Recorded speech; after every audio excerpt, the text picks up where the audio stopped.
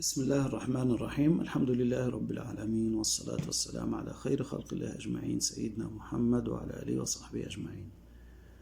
موعدنا اليوم إن شاء الله تدريب بالقلم الرصاص على سورة من سور القرآن الكريم بخط النسخ وبالخط الديواني. هناخد إن شاء الله سورة الناس، هنكتبها مرة بخط النسخ ومرة بالخط الديواني بالقلم الرصاص.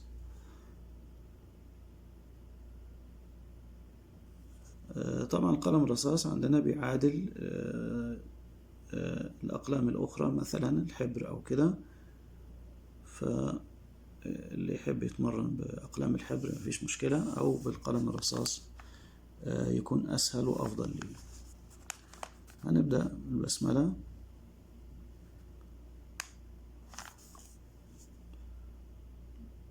أتمنى تكون الصورة أوضح.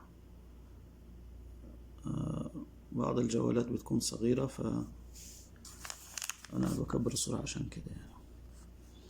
فهنبدأ بالبسملة. طبعا ميزاننا بيكون السطرين، نحاول إذا كان الخط نحيف يعني القلم متبر كويس فبيكون السطرين تكفي، أو إذا ارتفعنا عن السطرين نخلي بالنا من الحروف الرئيسية كلها تكون على نفس الارتفاع.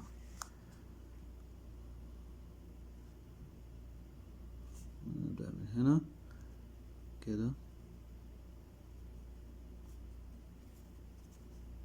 هنمد بكشيدة السين شوية على السطر،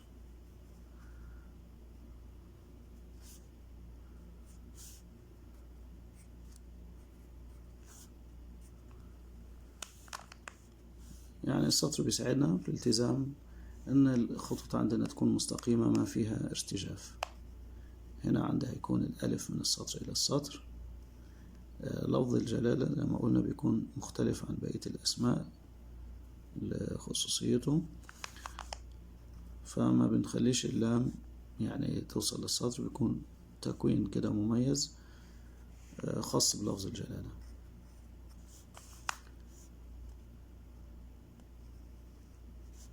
الألف واللام، الرحمن،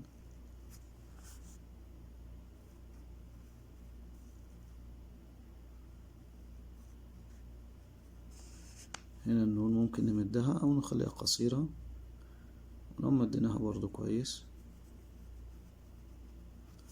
مع التركيز على عدم الارتجاف.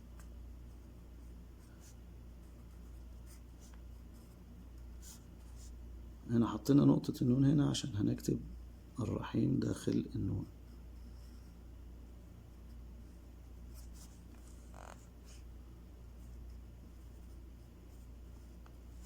وهنمد الياء مع النون أيضا.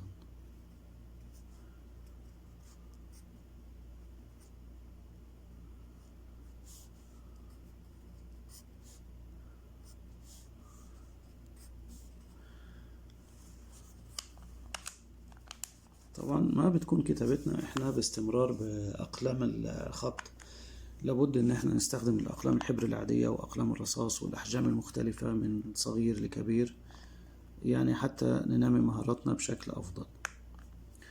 نبدأ في الآية الأولى.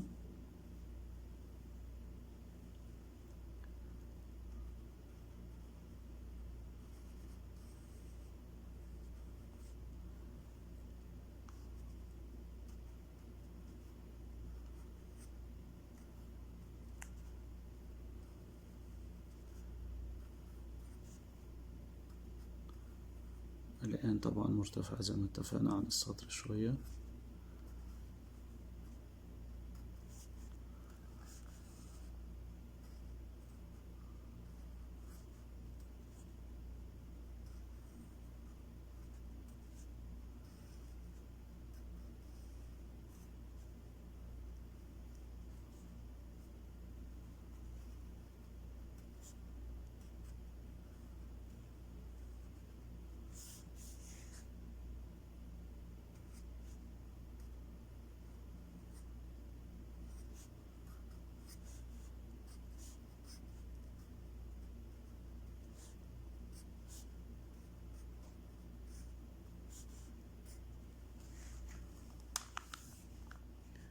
هنا الآية الأولى ممكن يعني نعمل دايرة عشان اللي هو مكان الآيات، ممكن نزخرفه بأي شكل كده، مثلا زي الورود مثلا.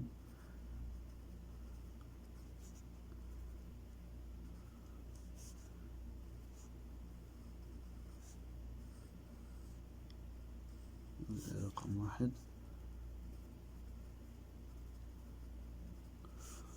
طبعا بيبقى فيها تفاصيل يعني أكتر من كده، بس عشان الوقت ونعملها باختصار يعني.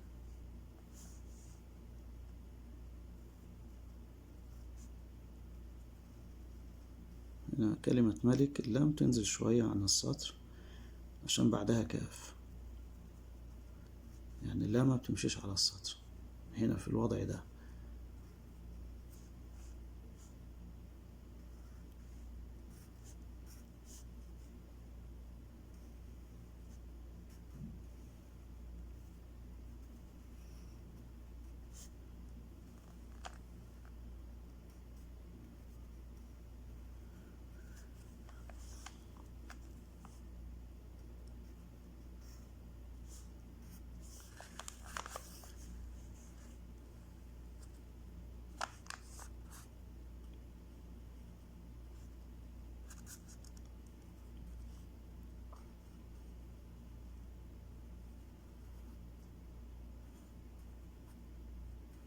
من الألف المد إله الناس.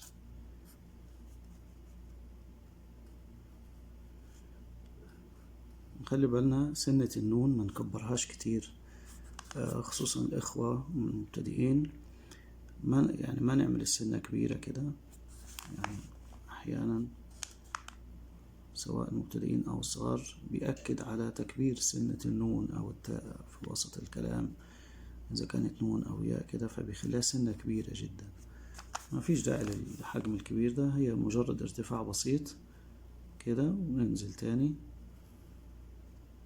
فواضح إن في سنة، غير ما يكون على استقامة زي كده مفيش سنة، يعني واضح هنا، واضح إن موجود سنة.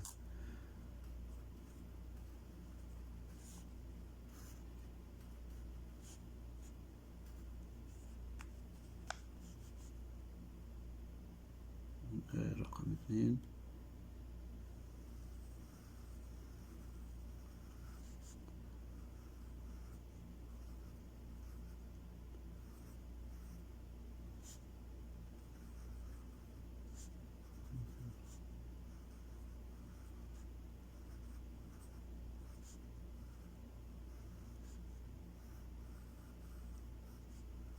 بعدين نبقى نعمل لها حلقة خاصة موضوع البيت أو رقم الآية اللي بنحط فيه رقم الآية ده، نديله حصة أخرى من دروس الزخرفة أو الرسومات، إن شاء الله نبقى نتكلم فيها.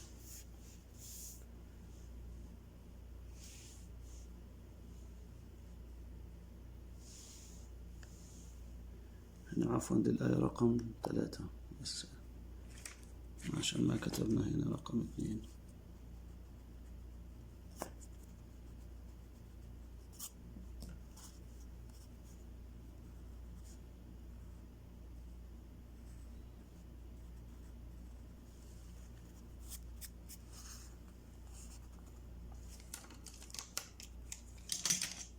هنا الآية رقم 2.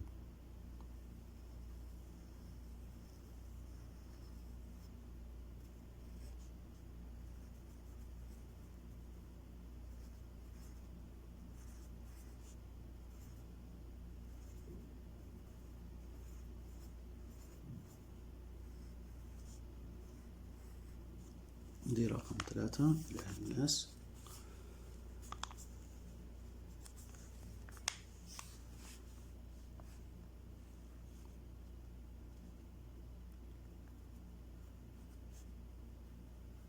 ممكن النون هنا نخليها مرسلة ونحط فيها من شري، خلي كلمة شري كده.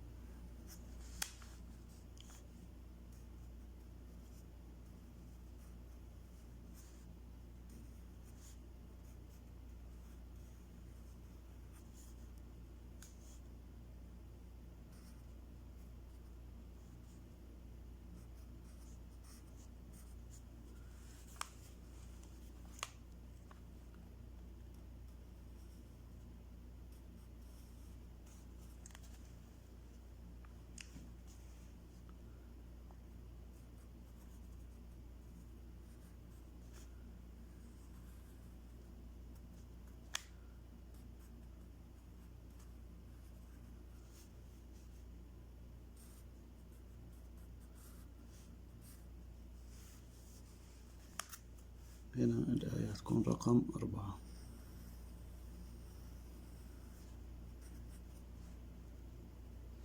خليها عشان ما نطولش عليكم الفيديو، فدي هتكون رقم 4.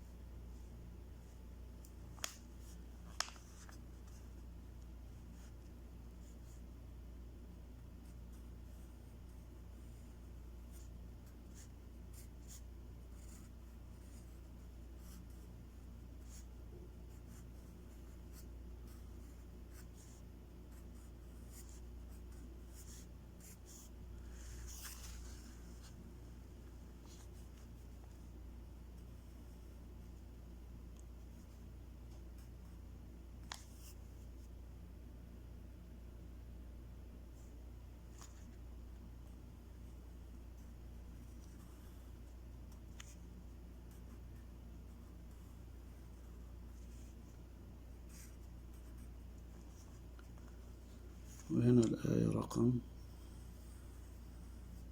5.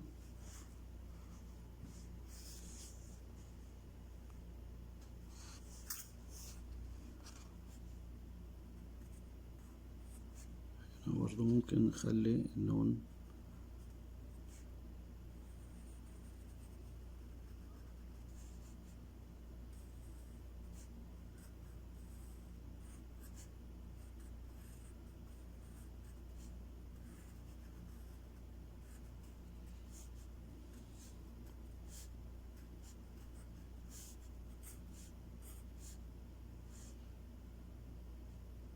هنا جيم.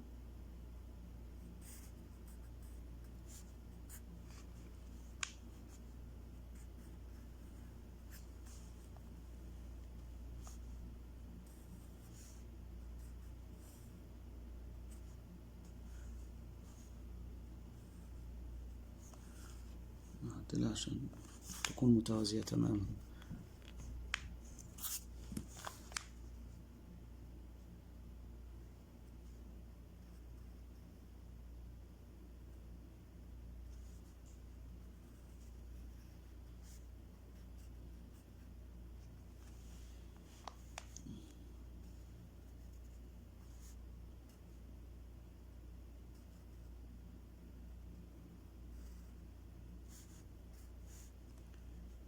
دي الآية رقم 6.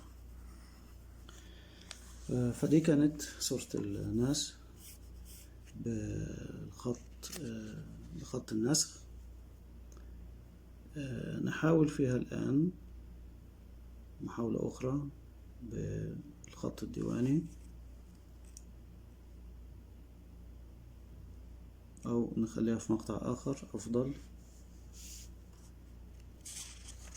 عشان ما يكون المقاطع طويلة ويكون يعني تنظيمها في القناة أفضل. فهنعملها إن شاء الله في مقطع آخر عشان يعني تبقى سهلة في عملية البحث.